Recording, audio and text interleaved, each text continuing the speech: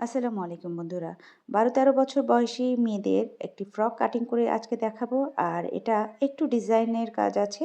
আর এ কারণে পুরো ভিডিওটা দেখার অনুরোধ রইল নতুনদের জন্য।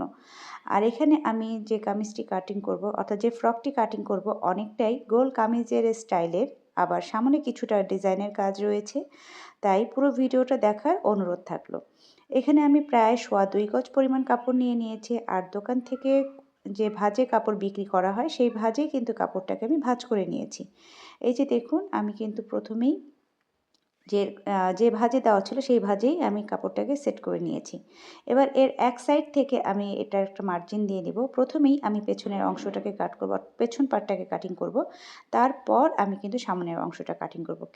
এখানে আমি নিচে একটি মার্জিন দিয়ে দিলাম। তারপর সেলাইয়ের জন্য আমি আরও এক্সট্রা ২ ইঞ্চি পরিমাণ কাপড় রেখে দিচ্ছি।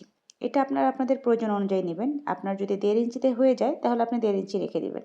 এবার এখান থেকে আমি ফ্রকটার যে লেন্থ, টোটাল লেন্থ, সেই লেন্থটাকে মেপে নিচ্ছি। আর এখানে আমার ফ্রকের লেন্থ হচ্ছে ৩৮ ইঞ্চি। আমি এখানে ৩৮ ইঞ্চিতে দাগ দিয়ে নিয়েছি। আপনারা আপনাদের প্রয়োজন অনুযায়ী লেন্থটা নেবেন। এবার এখানেও আমি একটি মার্জিন দিয়ে দিচ্ছি।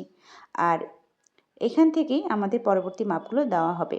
এখানে আমি পুটের জন্য নিচে ৭ ইঞ্চি।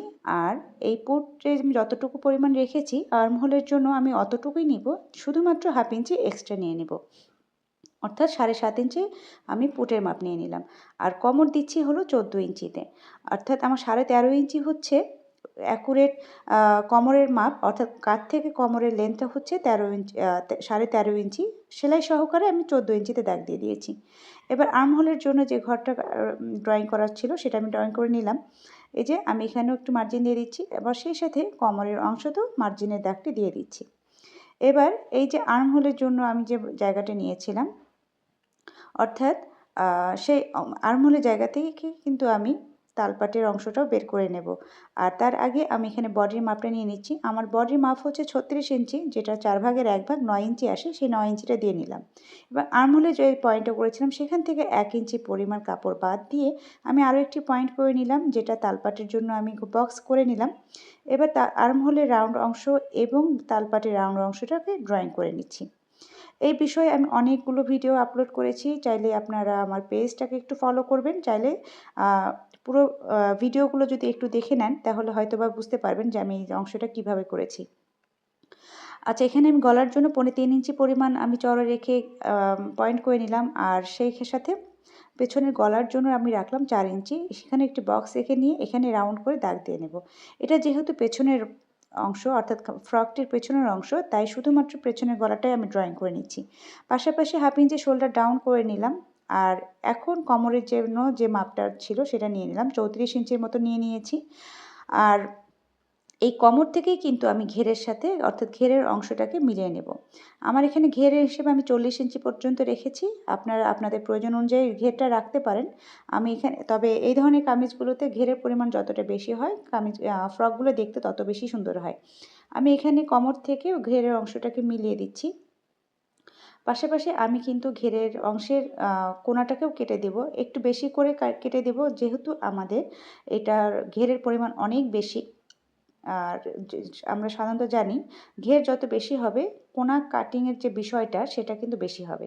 আর আমি এখানে প্রায় ৪ ইঞ্চির মতো করে কাপড় কেটে নিচ্ছি কোনার অংশটা। এবার এখানে টোটালি আমি যেভাবে যেটা ড্রয়িং করেছি সেই ড্রয়িং অনুযায়ী আমি কিন্তু কাপড়টা কেটে নেব। তবে অবশ্যই মার্জিনের জন্য যতটুকু কাপড় রেখে কাটিং করার প্রয়োজন আমি অতটুকু কাপড় রেখেই কিন্তু কাটিং করছি।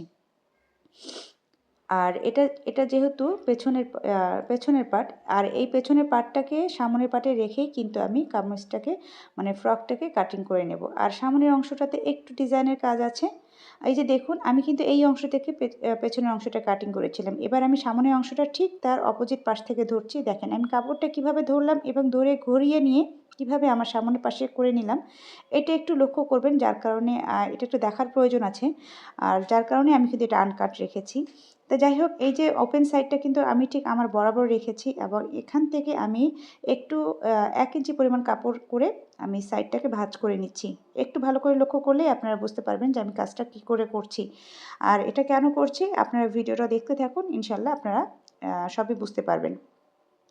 আর আজকের এই ভিডিওটা যদি আপনি ফেসবুক থেকে দেখে থাকেন অবশ্যই কিন্তু আমার পেজটাকে ফলো দিয়ে রাখবেন। পাশাপাশি আমার ভিডিওগুলোকে একটু শেয়ার করে রাখবেন। যদি আপনাদের মনে হয় এটা পরবর্তীতে আপনাদের কাজে আসবে তাহলে অবশ্যই শেয়ার করে রাখবেন। এতে করে আপনারা আপনাদের প্রয়োজন অনুযায়ী এটাকে পরবর্তীতে দেখে নিতে পারবেন। আচ্ছা, এই যে দেখুন আমি কিন্তু সামন পাটের জন্য যে কাপড়টাকে কাটিং করছি তার জন্য পেছন পাটটাকে সুন্দর করে কাপড়টার উপরে বসিয়ে দিলাম। এখানে একটি বিষয় লক্ষণীয় আছে, আমি কিন্তু একদম কাপড় বরাবর রাখিনি, অর্থাৎ কাপড়ে বরাবর করে কিন্তু পেছন পাশের কাপড়টাকে বসাইনি। আমি কিন্তু এক সাইড থেকে নিচের পাটের কাপড়টাকে প্রায় ৩ থেকে ৪ ইঞ্চি পরিমাণ মানে কাপড় গ্যাপ রেখে তারপর কিন্তু ওপরের কাপড়টাকে বিছিয়ে নিয়েছি আর নিচের দিক থেকে সমান রেখেছি।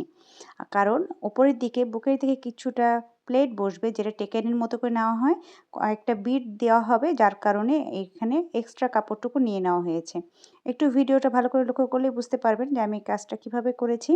আমি এখানে নিচের কাপড়টাতে এক সাইডে কিছুটা গ্যাপ রেখেছি আর নিচের সাইডটা কিন্তু দুটো পার্টেই আমি সমান করে ধরে নিয়েছি।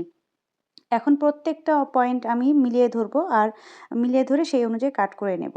আচ্ছা, এখানে আমি তালপাটের অংশটা একটু নিচে ড্রয়িং করে নিচ্ছি কারণ নিচের পার্টটাই কিন্তু সামনে বসবে আর এটা কিন্তু পেছনের পার্ট। আর তালপাট সবসময় সামনের পার্টে কাট করা হয়। আমি আপনাদেরকে জাস্ট মাপটা বোঝানোর জন্যই কিন্তু পেছন পার্টে তালপাটের অংশটা দেখিয়েছিলাম। আচ্ছা, এখন আমাদের কিন্তু ফ্রকটা কাটিং করা হয়ে গেছে। এবার আমি হাতার অংশটা কাট করব আর এখানে আমি যে কাপড়টুকু নিয়ে নিয়েছি সেটাকে আমি ভাঁজ করে নিলাম। এখানে কিন্তু মোট দুটো হাতা একসাথে আছে আর দুটো হাতাকে আমি একবার ভাঁজ করে দুই ভাঁজ করে নিলাম আর কি। এখন এক সাইড থেকে মার্জিনে দাগ দিয়ে সেখান থেকে আমি হাতার লম্বাটা মেপে নিলাম। হাতার লম্বা আমি ১৭ ইঞ্চি দিয়েছি, আপনারা আপনাদের প্রয়োজন অনুযায়ী রাখতে পারেন। আর সেলাইয়ের জন্য এক্সট্রা করে ১.৫ ইঞ্চি বেশি নিয়েছি আর হাতার মুহুরিতে আমি ৫.৫ ইঞ্চি রেখেছি। হাতার ডাউনে আমি দিয়ে দিলাম হলো ৩.৫ ইঞ্চি পরিমাণ আর হাতার বগলের লম্বায় আমি দিয়ে দিব ৭.৫ ইঞ্চির মতো। অর্থাৎ আপনার বডি পার্টের যে মেজারমেন্ট সেটাকে ৫ ভাগ করবেন, করে যেটা আসবে সেটাই এখানে বগলের লম্বা হিসেবে বসিয়ে দেবেন। এটা আপনার যেকোনো বডির মেজারমেন্টের জন্য সেম সূত্রটাই কাজ করবেন। আচ্ছা, এই সাইড থেকে আমি আরেকটা পয়েন্ট করে নিলাম, নিয়ে এখানে একটু রাউন্ড করে দিলাম। এটা জাস্ট রাউন্ড করতে সুবিধার জন্য করা, এটা কোনো নির্দিষ্ট মেজারমেন্ট নাই। এবার বগলের সাথে আমি আর্মহোলের অংশটাকে মিলিয়ে দিচ্ছি, মুহুরির অংশটাকে মিলিয়ে দিলাম। এবার প্রয়োজন অনুযায়ী কাপড় রেখে আমি পুরো হাতাটাকে কাট করে নিচ্ছি। প্রয়োজনীয় অংশগুলোতে আমি সুন্দর করে মার্ক করে নিলাম। আর এবার আমি তালপাটটা কাট করব। এখানে মোট যেহেতু ৪টি পার্ট রয়েছে, অর্থাৎ ৪টি কাপড় রয়েছে, তার মধ্যে ওপরে দুটো কাপড়কে আমি আলাদা করে সরিয়ে নেব, নিয়ে সেটার উপরে আমি তালপাটটা কাট করব। এখানে নিচের অংশে, অর্থাৎ আমি যে অ্যাঙ্গেল করে দাগটা দিয়েছিলাম রাউন্ড করে দাগ দেওয়ার জন্য, সেই অ্যাঙ্গেলের মধ্যে মাঝখানে একদম মিডল পয়েন্টটাকে আমি বের করে নেব। এবার এখানে আমি 1/2 ইঞ্চি মতো আরেকটি পয়েন্ট করে নেব। এই 1/2 ইঞ্চিটা পর্যন্ত ডিপ করে আমি এটাকে সুন্দর করে দুই পাশ থেকে মিলিয়ে দাগ দিয়ে নেব। একটু লক্ষ্য করে আমি কীভাবে করছি। অনেক সময় সব কিছু মুখে বলে বোঝানো পসিবল হয় না, যে কিছু কাজ দেখেও করতে হয়। এটা হচ্ছে সেরকম একটা কাজ। আচ্ছা, যাই হোক, আমি এখানে কিন্তু যে ড্রয়িংটা করে নিলাম সেই অংশটুকু আমি এখন কাট করে দিলাম। এটা হচ্ছে তালপাট।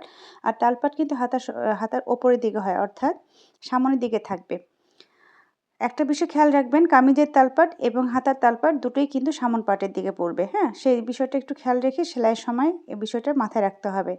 আচ্ছা, এখানে কিন্তু আমাদের পুরো কাজটা হয়ে গেছে। আশা করি ভিডিওটা ভালো লেগেছে। ভালো লাগলে লাইক, শেয়ার, কমেন্ট করতে ভুলবেন না। আমার পেজটাকে ফলো দিতে ভুলবেন না। পাশাপাশি আমার চ্যানেলটাকেও সাবস্ক্রাইব করে রাখবেন। ধন্যবাদ।